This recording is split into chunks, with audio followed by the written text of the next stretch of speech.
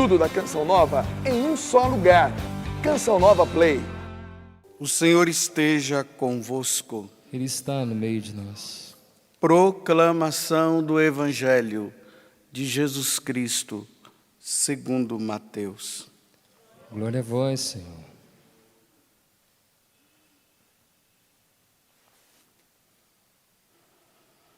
Naquele tempo, disse Jesus aos seus discípulos: não deis aos cães as coisas santas, nem atireis vossas pérolas aos porcos, para que eles não as pisem com os pés e, voltando-se contra vós, vos despedacem.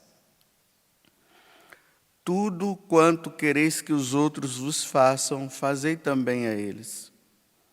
Nisto consiste a lei e os profetas. Entrai pela porta estreita, porque larga é a porta, e espaçoso é o caminho que leva à perdição, e muitos são os que entram por ela.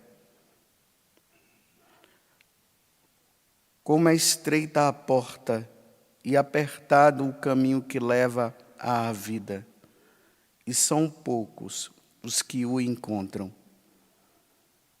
Palavra da salvação. Glória a vós, Senhor.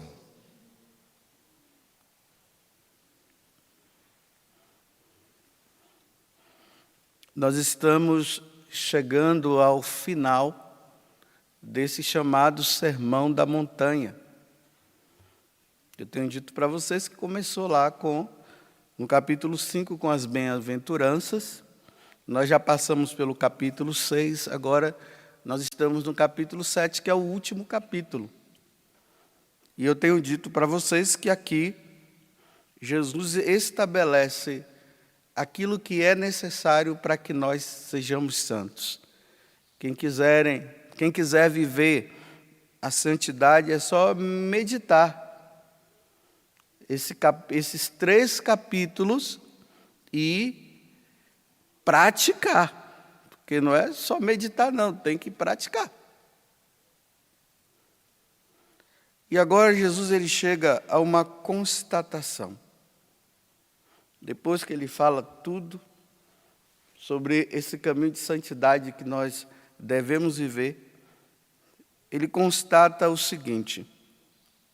Ele diz assim: espaçoso é o caminho que leva à perdição. Ou seja,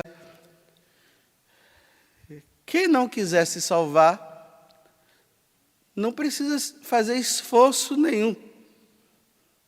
É só levar a vida do jeito que o mundo apresenta. Não precisa ter esforço. Nenhum.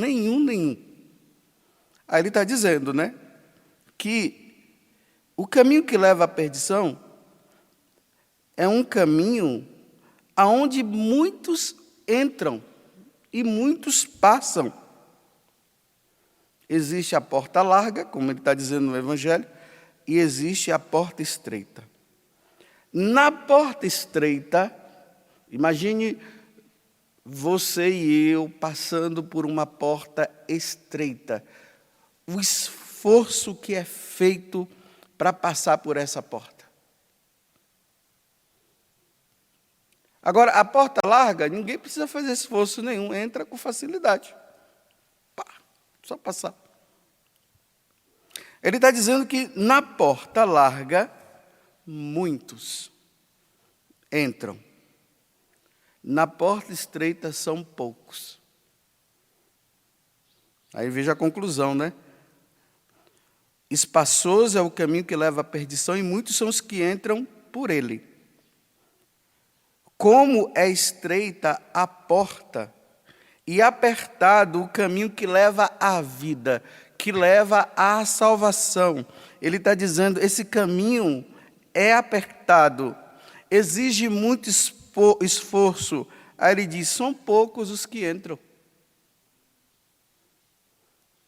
Eu estou fazendo a questão de falar assim bem detalhadamente, porque nós temos a mania de não querer ouvir o que Jesus está dizendo. Nós queremos ouvir o que nós achamos que nós ouvimos. Jesus está dizendo que o número dos que se salvam são poucos, não são muitos. É triste essa conclusão. É lamentável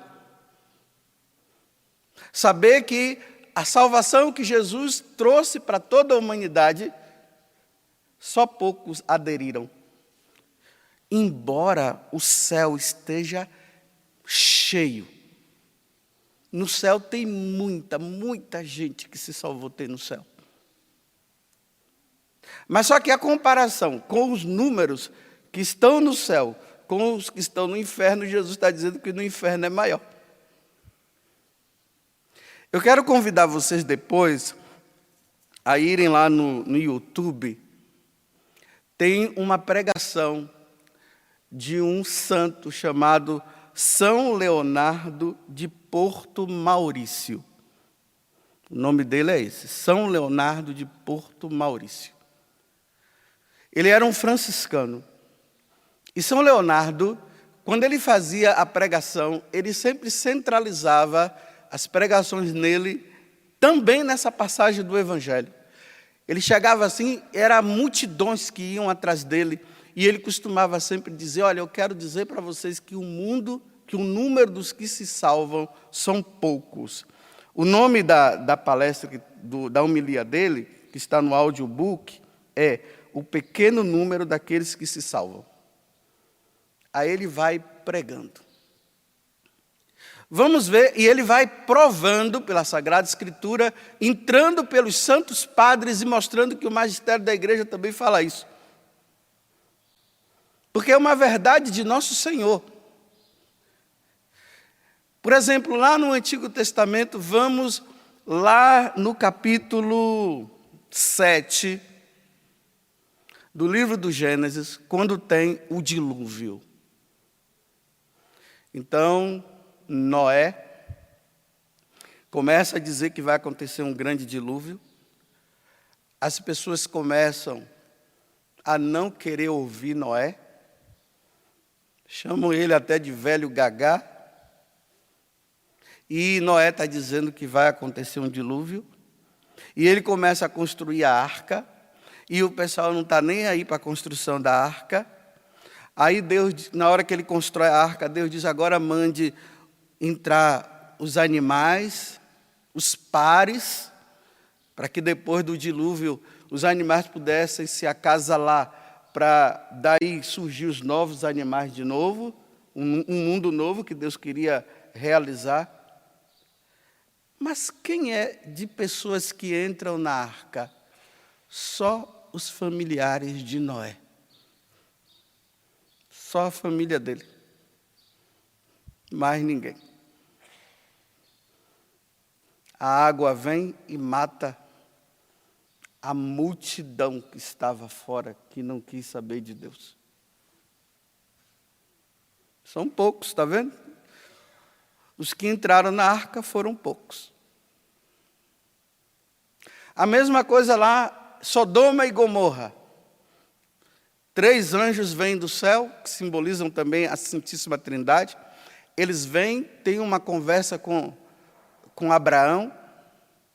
Depois, na hora que eles estão indo, eles olham para Sodoma e Gomorra e depois eles dizem assim, será que eu vou deixar Abraão na ignorância? Eu não posso deixar Abraão na ignorância, eu preciso falar com ele o que é que nós viemos fazer aqui.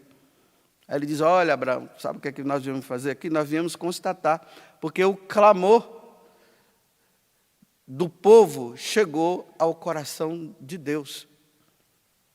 E nós vamos ver se realmente lá a coisa está feia, porque vai exterminar todos que estiverem lá. Aí é que Abraão começa, né? E se tiver 50? E se tiver 45? E se tiver... Aí Deus diz, se tiver 50 justos lá, sim, tudo bem. E se tiver 10 justos? Aí chega um momento que ele não aguenta mais. Me desculpa, Senhor, mas se tiver... Porque ele sabia que não tinha. Aí chega lá, Aí está lá, né, aquela questão dos homossexuais, que queriam até ter relação sexual com os próprios anjos. Aí está lá também a questão da idolatria, que ninguém queria saber de Deus. Aí os anjos disseram, tá bom, não tem jeito, vamos embora. Aí Ló, ele fala para Ló, pega a sua família e sai daqui. Porque essa cidade vai ser destruída. Aí Ló vai com a família dele, olha, a família de Ló, em comparação a uma cidade inteira, pouca gente. E mesmo assim a esposa de Ló ainda caiu na asneira de olhar para trás. Que disse, não olhe para trás. Ela olhou para trás, ela virou uma estátua de sal. Poucos. Vamos olhar lá. O capítulo 6 do Evangelho de São João, quando Jesus fala sobre o pão da vida. No capítulo 10 de São Lucas e no capítulo 10 de São Mateus, lá fala do envio dos 72 discípulos. Aí os discípulos são enviados, eles voltam todos felizes, porque fizeram muitas coisas, milagres, até os diabos foram expulsos. Jesus diz, olha, não se preocupe com isso, porque o mais importante é que o nome de vocês esteja escrito no céu, e ponto final. Esses 72 discípulos, no capítulo 6 de São João, quando Jesus começa a falar que Ele é o pão da vida, quem comer da minha carne e beber do meu sangue terá a vida eterna, quem comer da minha carne e beber do meu sangue permanece em mim. Eles entraram numa descrença e eles abandonaram Jesus. Quem foi que ficou? Só 12. Dos 72, só 12 ficaram com Jesus, o resto foram embora. Abandonaram. Poucos. Olha aqui a igreja, olha aqui o santuário, cadê? Quantos estão lá fora? Fazendo o quê?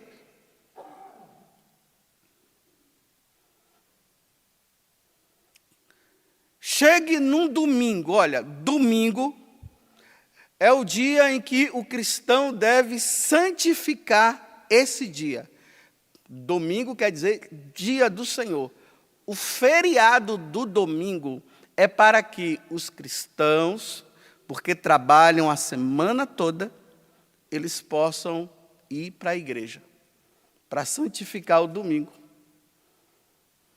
Não vamos nos iludir, meus irmãos. Dá uma olhada nas praias, não estou dizendo que é pecado ir na praia, estou falando da santificação do domingo. Vejam o número de pessoas nas praias num dia de domingo no sol quente e vejam o número de pessoas na igreja. Vejam o número de pessoas no shopping center e o número de pessoas na igreja. É sempre inferior.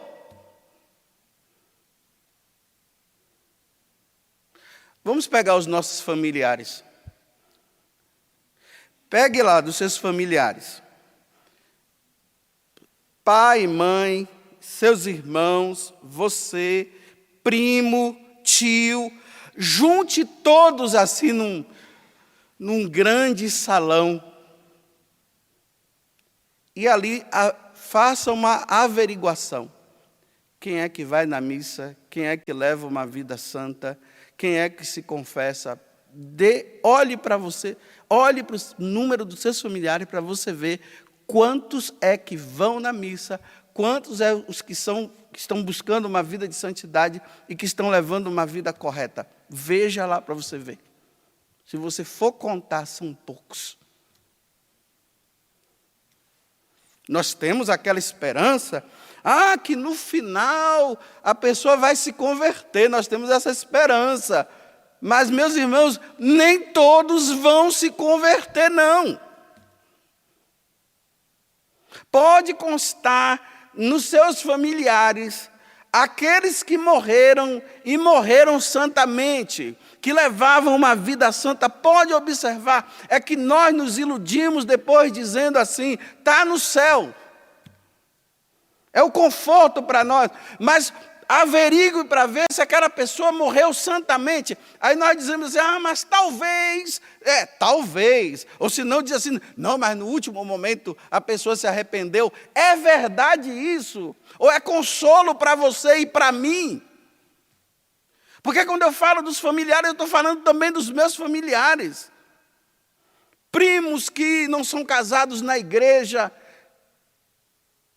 primos meus que não vão na missa, que não querem saber de Deus, que vivem na bebedeira.